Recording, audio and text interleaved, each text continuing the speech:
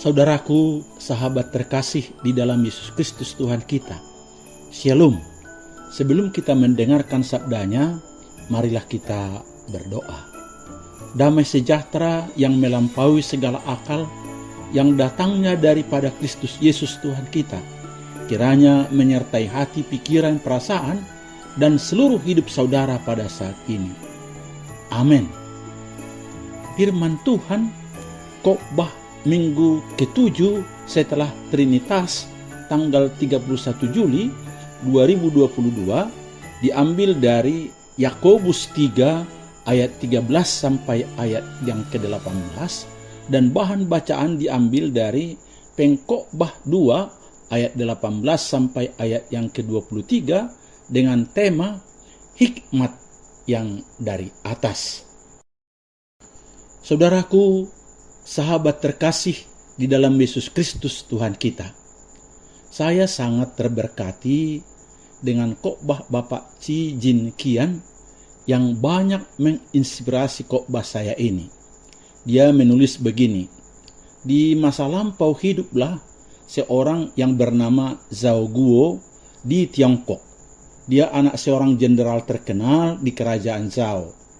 Sejak kecil, Zhao Guo sangat senang belajar strategi militer. Ia sering berdiskusi dengan para jenderal tentang strategi perang. Suatu kali ada perang antara kerajaan Zhao dengan Qin. Mereka memperebutkan kota Sangdang. Peperangan berjalan alot meskipun sudah 4 bulan. Lalu muncul desas-desus bahwa Jenderal Qin sebenarnya sangat takut kepada Zhao Guo karena dikenal memiliki pengetahuan militer yang luas. Mendengar ini, Raja Kerajaan Zhao mengirim Zhao Guo untuk mengambil alih pimpinan perang di Sangdang. Sayangnya, Zhao Guo tidak pernah memimpin pasukan apapun. Ketika terjun ke peperangan yang sesungguhnya, dia bingung mau mempersiapkan teori yang mana dari sekian banyak teori yang dia miliki.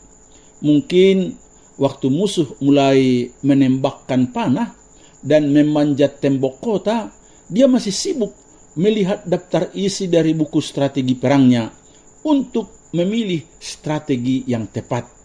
Karena itu, tidak heran bahwa dengan mudah kota Sangdang berhasil direbut oleh Qin dari Zhao Guo, dan Zhao Guo tewas tertembus panah.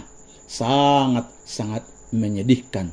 Ilmunya yang banyak ternyata tidak bisa diterapkan.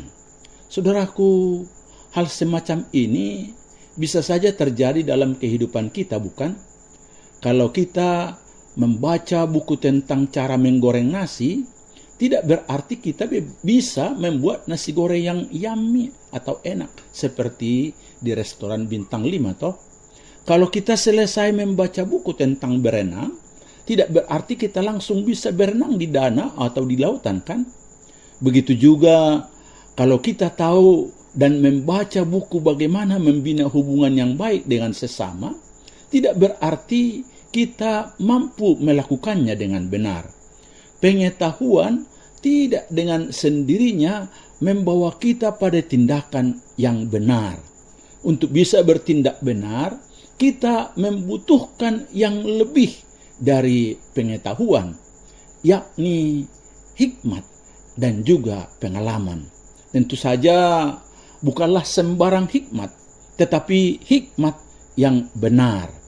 Firman Tuhan yang kita baca mengajarkan bahwa hikmat yang benar harus terwujud dalam kehidupan yang benar, khususnya melalui relasi damai di dalam komunitas orang percaya.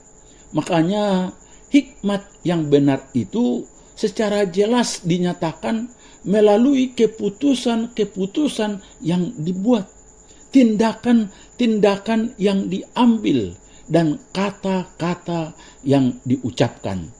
Ronald Blue, seorang pakar keuangan Kristen, mendefinisikannya demikian: hikmat itu tidak diukur dari gelar akademis, tetapi dari apa yang dengan sadar kita perbuat.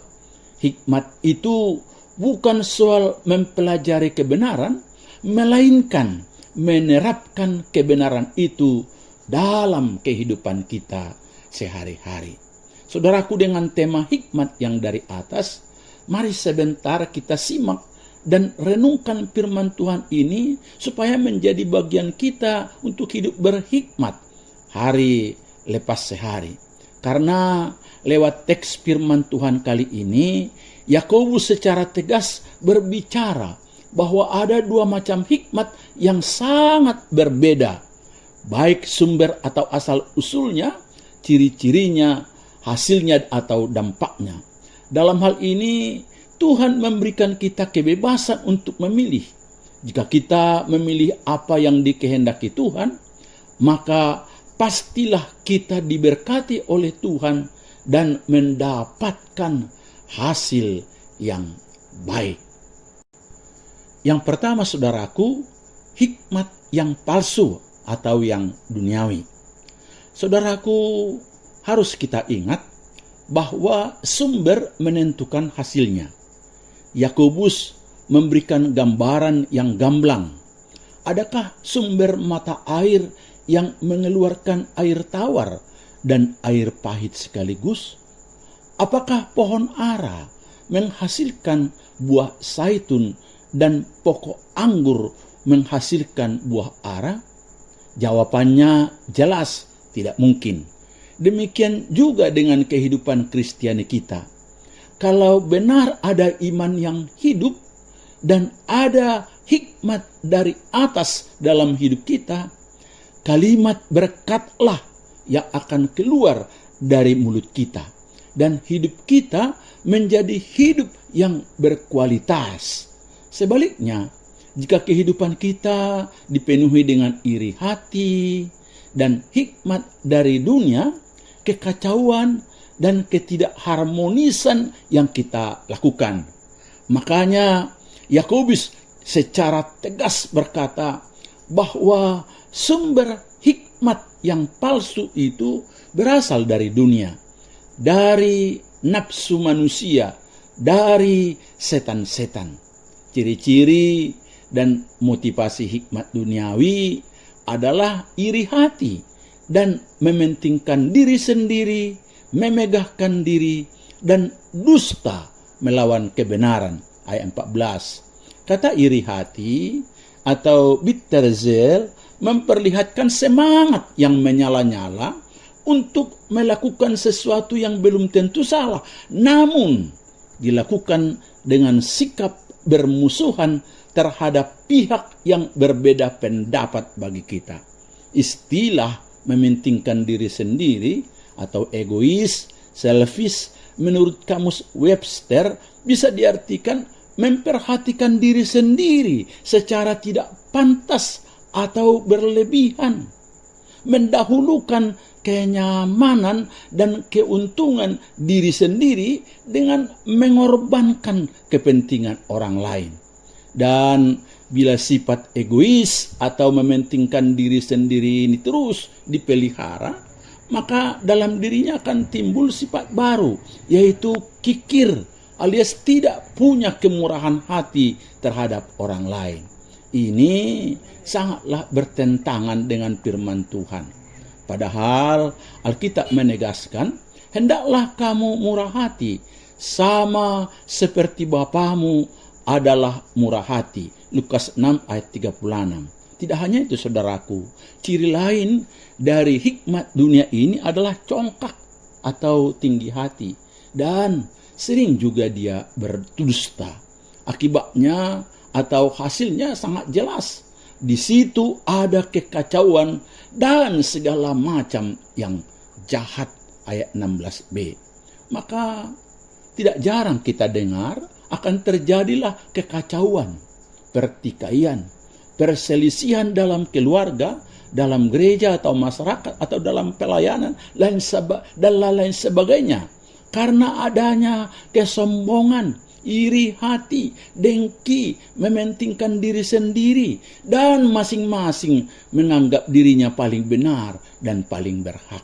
Untuk itu, sebagai orang beriman, saudaraku, dan juga sebagai umat Tuhan, baik sebagai hamba Tuhan, majelis dan jemaat, atau siapapun Anda, mari menghindari hikmat duniawi ini, agar keluarga kita, kumpulan, komunitas, atau gereja dan masyarakat di mana kita tinggal tidak mengalami kekacauan.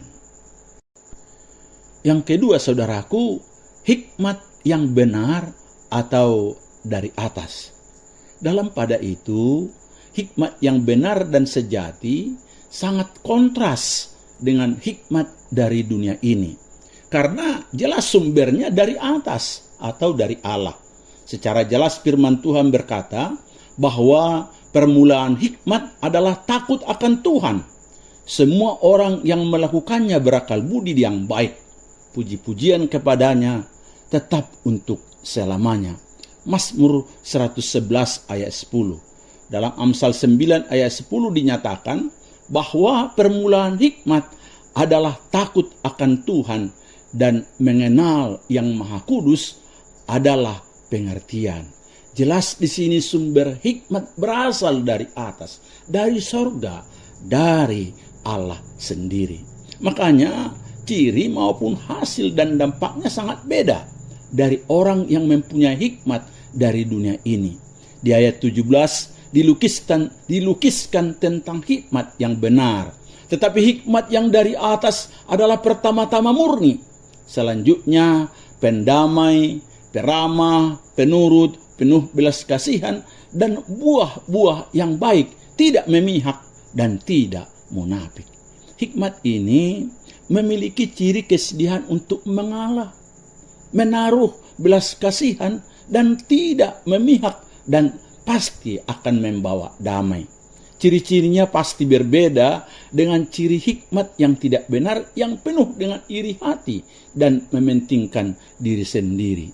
Istilah-istilah yang dipakai di ayat 17 ini pasti erat hubungannya dengan bagaimana orang percaya harus hidup dalam sebuah komunitas, baik dalam berkeluarga, bergereja, dan bermasyarakat, bukan hanya dalam hubungan kita dengan Allah pemberi hikmat itu. Orang percaya bukan saja harus menjauhkan diri dari perselisihan, tetapi juga aktif menjadi pendamai di dalam komunitasnya. Hasilnya sudah barang tentu adalah kedamaian dalam komunitas kita. Damai bukan hanya karena tidak ada perselisihan, tapi juga adanya hubungan yang benar antara satu orang dengan yang lain, dipenuhi dengan kejujuran, kebajikan, dan kebenaran. Karena hikmat seperti ini berasal dari Allah, tentu hikmat ini muncul dari suatu hubungan yang akrab dengan Allah. Ketika Roh Kudus mengubah kita setiap hari menjadi semakin serupa dengan Tuhan Yesus. Banyak penafsir yang melihat kesejajaran bagian ini dengan daftar buah roh yang ada di Galatia 5 ayat 22 sampai ayat 23 yang berbunyi, tetapi buah roh ialah kasih, sukacita, damai sejahtera, kesabaran, kemurahan, kebaikan, kesetiaan, kelemah lembutan, penguasaan diri. Tidak ada hukum yang menentang hal-hal itu. Dalam hal ini kita lihat apa yang bagi Paulus adalah buah Roh Kudus, tapi bagi Yakobus adalah perwujudan dari hikmat yang dari Allah sendiri. Saudaraku, bukankah ini yang dilakukan oleh Kristus yang adalah hikmat Allah itu sendiri? Bukankah dia datang untuk mendamaikan manusia berdosa dengan Allah dan antar manusia yang satu dengan manusia yang lain? Bandingkan Kolose 1 ayat 20 sampai ayat 22. Sehingga terbentuklah komunitas anak-anak Allah yang saling menerima, saling mengasihi, saling melengkapi, saling mengampuni, dan hidup dalam persekutuan indah dan penuh kedamaian. Saudaraku, berbahagialah kita karena kita tidak iri hati lagi, tidak mementingkan diri sendiri, tidak mementingkan diri dan memegahkan diri, dan tidak berdusta, karena Dia melimpahkan kepada kita berkat kasih karunia-Nya. Berbahagialah kita yang menggunakan hikmat Allah dengan penuh rasa takut kepadanya, karena Dia akan menjadikan kita sebagai pendamai, peramah, penurut, penuh belas kasihan, dan buah-buah yang baik. Berbahagialah kita yang menabur buah kebenaran dalam damai untuk mereka yang mengadakan damai, karena kita disebut anak-anak Allah. Saudaraku, sahabat terkasih di dalam Yesus Kristus Tuhan kita, dari penjelasan di atas, tentu sekarang tidak sukar lagi bagi kita untuk menilai apakah perbuatan kita atau orang lain berasal dari hikmat Allah atau dari hikmat duniawi. Jika seseorang atau keluarga, jemaat, persekutuan, pelayanan, dan bermasyarakat menjadi berantakan, kacau balau, penuh perselisihan, tentu karena mereka melakukannya berdasarkan hikmat yang tidak benar, palsu, dan berasal dari dunia dan setan-setan.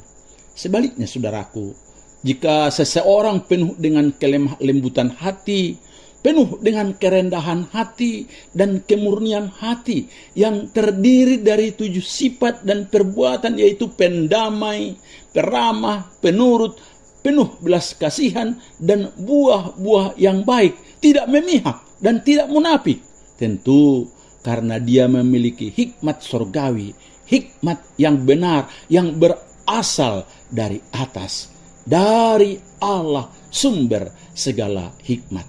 Untuk itu, mintalah dan milikilah hikmat yang berasal dari Allah ini, karena hikmat ini pula yang menuntun kita untuk memiliki cara hidup yang baik dan dapat menyatakan perbuatan hikmat yang lahir dari kelemah lembutan. Dengan demikian, kita dimampukan menjadi seorang juru damai dan pembawa kebenaran di dalam lingkungan keluarga, pekerjaan, pelayanan, di masyarakat, dan dimanapun kita berada. Kiranya Tuhan Yesus memberkati saudara. Amin.